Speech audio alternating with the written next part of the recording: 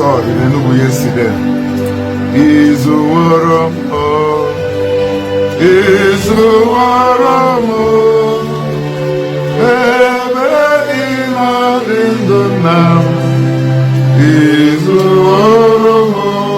It's okay.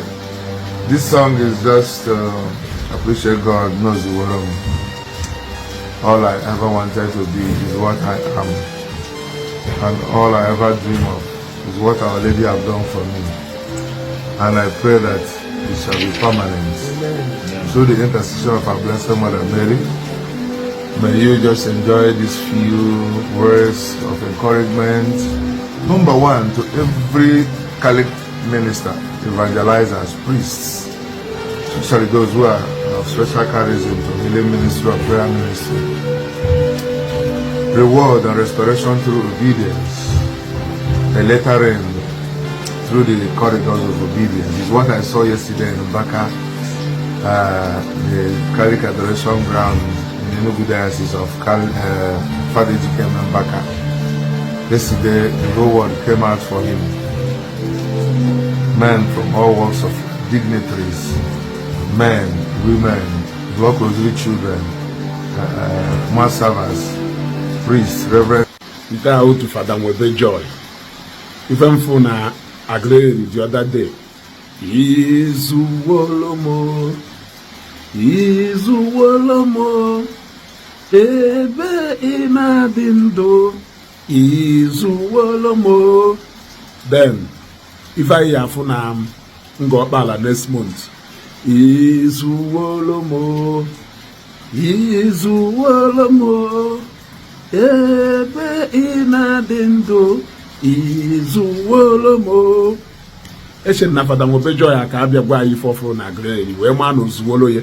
E odana no zuwolo ye because he watched the video to the end. If no able dey ku na the crowd came out, people from all walks of life, they came out to come and celebrate the prophet and the oracle of God. Yeah? Anyway, I am on Unapologetically, but I just thought I should remind him. Komalo, the even follow na Aguleri the other day. No zuwolomo, oh zuwolomo, ebe inadindo, oh zuwolomo. And they can chat up here. If I can have one and go back next month. No zuwolomo, oh zuwolomo, ebe inadindo, oh zuwolomo.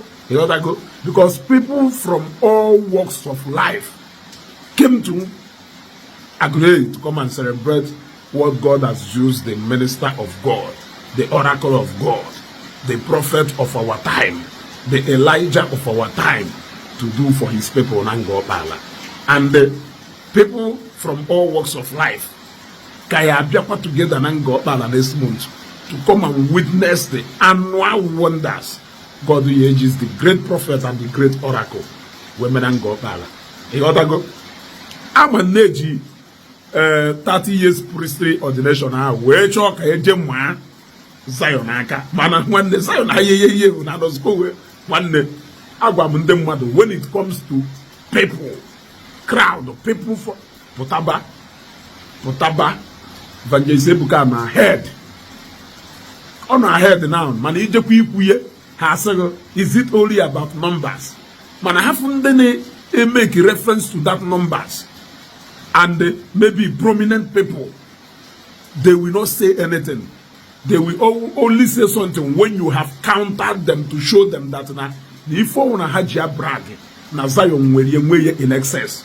That is the only time attention higher draw to the fact that salvation is not all about numbers. You want to go?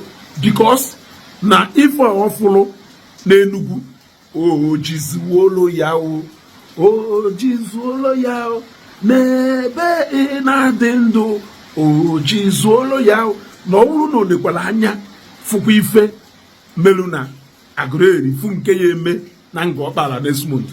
No gezukwala ya, oh Gezuolo ya, nebo na chukwa na dendo. No zuwolo ya onya ife na gwa So finally, before I go, even follow na Aguleri. Ozuwolomo, Ozuwolomo, ebe inadindu, Ozuwolomo. Then nke ayafo na ngobala next month. Ozuwolayo, Ozuwolayo, ebe inadindu, Ozuwolayo. Si amazina aka na ịma aka dịrị ebe ahụ ama ịghọtago mana amagba ọ dịrị na fada Nwebe ọka na-ebechazikwo ka o mechigo ọnụ because ọ na-eno mara nke emepụrụ ebe a na Aguleri ọ suppose ga-epụtakwu okwu ọdụ ka apology ahụ and the withdrawal of that courses o mere ọdụ ka detendorel ịghọtago ọdụ ka ụdọ jiago ọdụ ka ife kwuru okwu mgbe ahụ o ji wee gee ntị karịrị ife ka ntị bakwudere nte n'ọnụ ịghọtago don't come out and make yourself instrument for devil to use you to fight Zion. All the people who megori withdraw, for the name ha withdraw disgracefully, for the name ha shameful defeat ka ha nwetara. You gotta go. For the name ha jinganga gbara efi ọsọ. Afubo any single woman being who fight in Zion, and there without shame. I've never seen anybody unless na he retreat the way for the Nwebe joy is weme. But if you don't retreat, you must surrender. Go and count them. Hancha niile onye pụtakwa iche na nke ya ewu onye ọkwa mpọtụ onye chachakwa mpọtụ that person will be subdued. Ụfọdụ n'ime ha shamefully, ụfọdụ gbara ala ndị dọka anọ n'ebe ha na ndụ ha gbara ala, ụfọdụ ji erie nga ịghọtago ndị eje ha orie nga nwere shameful defeat ịghọtago ndị elu to the point where they will surrender, where they will have a shameful defeat, surrender along the line. So this is now nke nwere verifiable. We can verify this one for you. Honda ya aseme eziga ife ihe na-ekwu maka Elijah na nwebụ onye gbara Elijah Enugu mgba nnalụ free na-echezi ka egosi ala ha nwe otu onye ya agụrụ ndị niile aka nọkwa na-agbagwa mgba ịghọtago ịghọtara. That is not to question his anointing. I have always said it. I have always believed that the the call of God upon his life, the real kama na ifu ebe meta he aye kwuo ịghọtago ọ ka wezugo.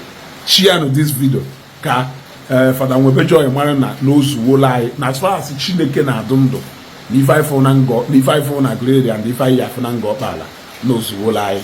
Share this video.